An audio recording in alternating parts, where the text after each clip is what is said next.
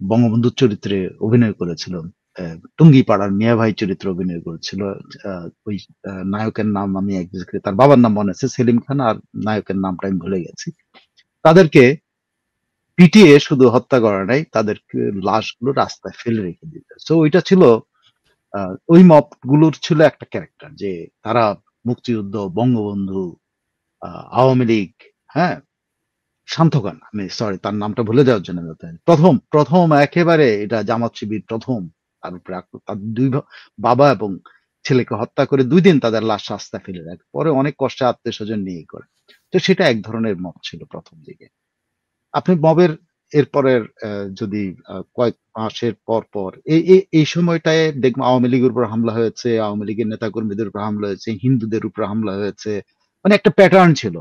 এটা একটা political pattern shifting, রাজনৈতিক শিফটিং এর একটা পরিচয় বহন করছিল যে বাংলাদেশ তার মুক্তিযুদ্ধের চেতনা থেকে সরে বা বঙ্গবন্ধু এবং তার অনুসারীদের থেকে আদর্শ থেকে সরে অন্য একটা আদর্শের দিকে বাংলাদেশ হাঁটা শুরু করেছে।